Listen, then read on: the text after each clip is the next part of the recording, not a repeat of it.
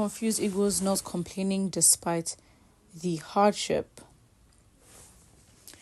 Well, as I've always been talking about, is mindset of the people.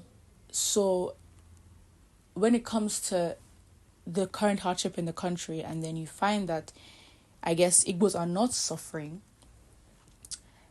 you see how they are as a people and the mindset that they have. It's not stereotypical, it's just the fact. They tend to be more industrious and entrepreneurial. So, as I said, whether you put them in not Nigeria or in another country, they will tend to be successful because their minds are conditioned in a certain way and they act and function and take steps in that mindset because that's the main influence. So it is obviously not surprising, but it also alludes to the fact that maybe Tinubu is trying to intentionally make people suffer.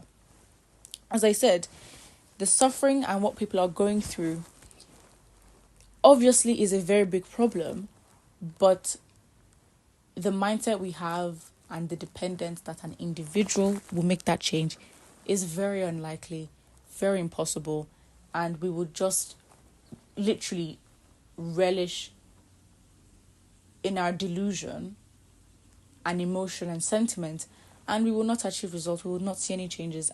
Nothing will happen. It's as simple as that. Nothing will happen. And so it's very funny to say that Tinubu is confused because despite the suffering and people complaining, Igbos are not suffering. And yes, with the exchange rate, with how things are, it is odd, and it is, I guess, expected that everyone has to suffer in the same thing. So, Christmas, especially at this season for Igbos, is very big. So I even think that regardless of what this economic situation is and, the entrepreneurial mindset of the Igbos, Christmas is something where they take very seriously. So regardless of the circumstance, they would actually still have a good time. It's just they're an anomaly in a situation where you should be complaining about flight tickets or, how businesses are functioning and how things are going on. And the expectation is, wow, everyone should be suffering. But it doesn't happen. And this shows that if you think a certain way, you act in that way. And so you cannot be surprised because these people have never, ever been in a situation where economically they're powerless or economically they don't have that purchasing power or value. So it is not a surprise, to be fair. And then if you compare, it seems like it's the prejudice against them. So it's very sad, and you can tell that the level of conversations we have, especially when we make things tribal, it's an indicator that we have a lot of growth to do and that we're not as developed as we think we are. We're just not as developed mentally. Honestly, that is where it is. We are not as developed. And if you're not developed in the mind, it is not possible. We cannot be developed any other way. It just doesn't make sense. It's not magic. You can't decide to act in a certain way that you don't think. It does not make sense. And so if we're expecting that Nigerians are not tribalistic or prejudiced against one tribe or a certain type of people, then we, in our minds, we have to actually respect one another and not hold certain thoughts and beliefs, because those thoughts and beliefs are what drive people's actions to be rude, to make certain comments, to even treat people in a certain way. For example, the Igbos. So it's obviously very sad because obviously with Tinubu coming into presidency, it was it was an issue where tribal differences were highlighted, especially when it comes to Igbos being in power. Again, it is very backwards in our mindsets to still have these thoughts of this tribe should be in power, that tribe should be in power. Don't get me wrong, I am not saying that we are backwards, obviously, as Africans. And listen, if it works, it works. It's clear that we cannot have these tribal differences and live peacefully when it comes to power. It doesn't work. So if it's clearly not working, then why are we still pushing this agenda of rotation, this person being in power, that person being in power? It's just unnecessary lines of division. Go and check the top countries in the world, the top, nations and developed nations in the world.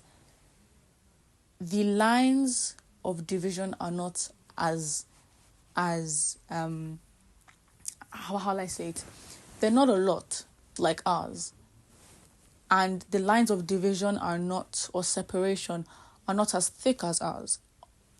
On our side, we can count different avenues of separation and division when it comes to religion, when it comes to our tribes, when it comes to our language. These are like very strong identity and beliefs that are held on to. Whereas if you look at top nations of the world, even within their own cultures or whatever it is, the lines of this is who we are and those are them is very thin. It isn't as strong as ours, and you can definitely tell we think differently. Not saying that one is better than the other, no. Listen, if we still had our tribes, our tribal differences, and we all could respect the fact that we have agreed on a rotational presidency or zonal presidency, as you want to call it, and then it is now from our agreement and from the way we have chosen to move, it is very clear that this region should, not a must, it's not a set in stone, you must, or this people must be in power. No, it should. And then because it's not as concrete, should is not as concrete as must. Because you believe that these people should, or Igbo should be, in power, who upholds on to that? So we can't be a people, in all honesty, that lack integrity and accountability, and our system enables impunity. We can't expect that even when we think like that, we would then uphold promises, or we would then uphold a way in which we have agreed to move. It doesn't make sense. It's the same way. It is very sad the whole Tinubu thing brought up tribal lines. And yes, you can tell to a certain extent it was fading. And it wasn't as a big a conversation until Tinubu came into power and the APC was competing. However, when something is there, it's there. Just because the water is stagnant does not mean that when the wind comes, it does not move up and down or does not garner the strength. The water is still there. It's just that for a while there was no wind. And Tinubu was the wind that pushed the waters of tribalism and all other issues that are where we are today. And of course, it is a deep reflection on our mindset, and that needs to change as a people, because to be honest, the change we are looking for is not going to come if we still think like this. Put what you think in the comment section below, and don't forget to like and subscribe.